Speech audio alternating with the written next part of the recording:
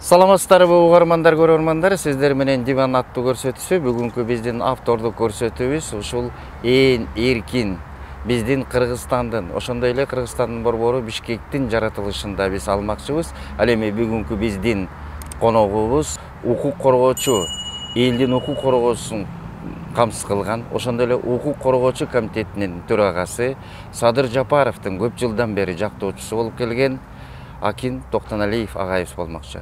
Токтоналиев болуп калды. Саламатсызбы? Саламатсыз. Токтоналиев эмес, Токталиев. Токталиев да фамилиясы. Токталиев. Эми Токтоналиев деп кетет экен, Токталиев деп кетет экен. Сизден кечирим сурайм фамилиясы. Анан менин биринчи суроом, мынакей сиз көп жылдан бери бүгүнкү өлкө башчысы ушул Садыр Жапаровду көп жылдан бери ошондой эле анын үй бүлөсүн да жактап турчусуз. Бул кимдерди жактадыңыз эле? Ошондой эле кандай кызмат кылдыңыз? Сиз айткандай мен өзүм билбей калдым, кандайча саясий адвокат болуп кеткеним. Көп саясатчыларды, көп качып кеткен саясатчылардын адвокаты болдум. Көпкө консультация бердим. Ошонун арасында мени көбүнчө айтышат, биринчи президенттин биринчи адвокаты деп айтат. Азыр Акаев келбедиби? Ошондо Акаев качканда бирөө дагы деп айткандан коркуп отурган кезде, ошо Акаевка мен чыгып, жакшы болсо дагы агабыз, жаман болсо дагы агабыз, андан жакшысын кайдан табабыз деп, ошого мен адвокат болуп чыккам.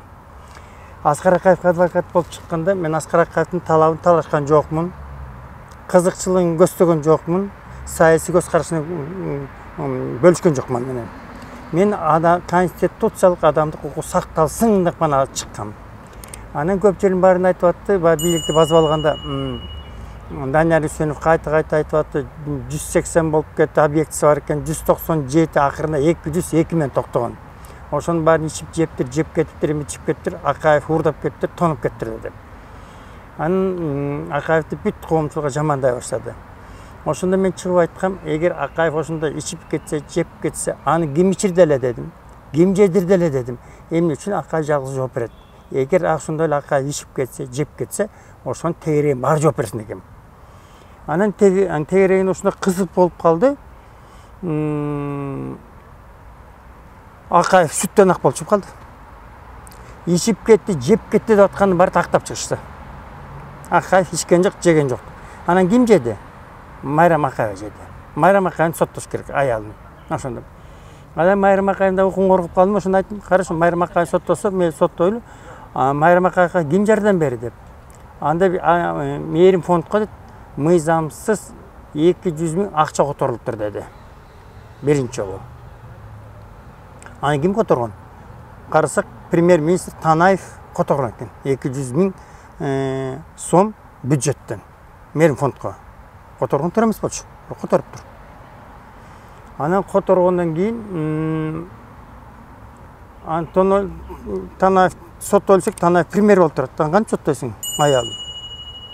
Танаевди соттош керек болуп атат.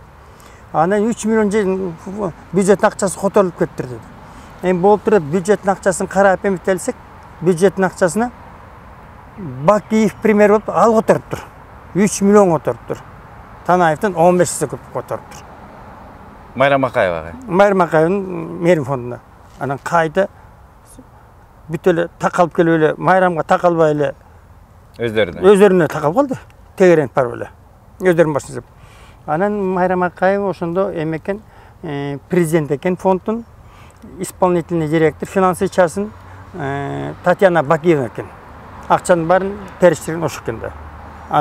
Анда айттым да, Майрам Акаевди камаш үчүн дедим, Татьяна Бакиеваны камаш керек дедим, 15 министр бар, ошонун аялдарын баарын камаш керек дедим. Андан кийин гана Майрам Акаевди камайлап эткенсиңер дедим, ага чейин камайлабайт экенсиңер дедим. Анан анда сүттөн ак кылып чыгышты. Ага тийишкен жок. Ошо менен токтоп калышты, ошо менен бүтүп үмүт кылышты. Эми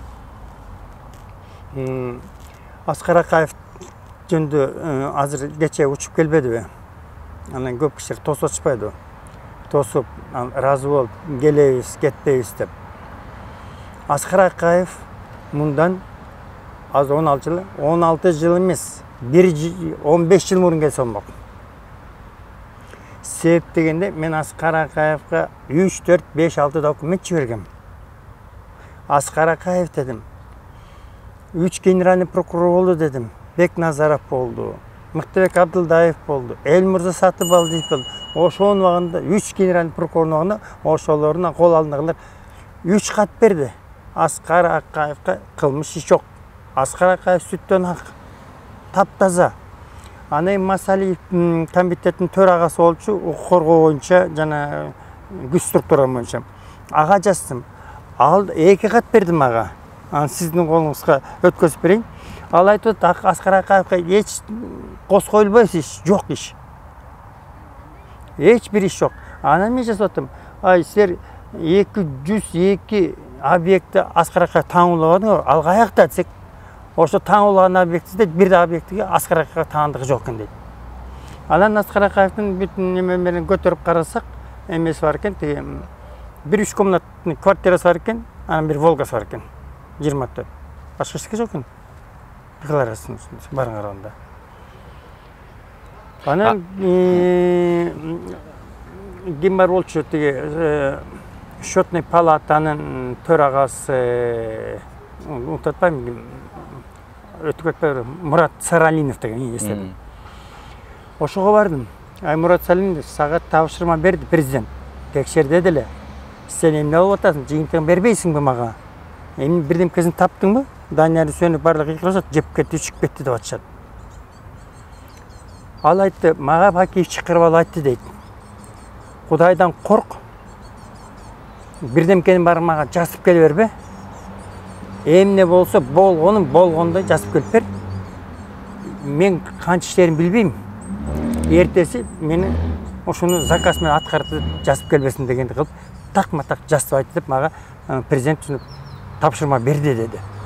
Ага келсем, карап чыксам дейт, мына документ эчтеке жок дейт. Аскар Акаевка бир илинчек эчтеке жок экен дейт. Ичпептир, жебептир деп мына эменин төрагасы, счетный палатадан, эсептөө палатанын төрагасы ушинтип мага жооп берген. Сизге суроо, мына Аскар Акаевден сиз баштап калдыңыз ошол кечеги окуядан. Ошондо Либерман дегенге $500,000 ким берди эле, и ошондой эле аны эмнеге жалдашты эле? Аны Бекназаров ап-ачык эле, анан Акылбек Жапаров ап-ачык эле чыгып кетти. Акылбек Жапаров министр финанс учреждения. Биз де бюджеттен 500,000 Либерманга бердик акчаны дейт. Аскар Акаевдин ичип жегенин чет мамлекет катып койгон омелер барын таап документтерин алып келе жатат деди. Анан Бекназаров демелер менен сотко берем дедим. Эмне үчүн бюджеттин акчасын берип атасың 500,000. Анан бир акта айтып калса, жок, ал акчаны дейт биз бөлөк бюджеттен таптык деди. Ошентип анан мен жазып чыктым. Ал Либерман деген международный аферист. Ал биздин бийликти алдап туруп, Акаевдин немесин таап берем деп, каякта бир болбогон нерсенин баарын жазып колуна карматып койду. Анын баары текшерсе бүт баары тең эле орустар айткан воздух, хаба болуп чыкты.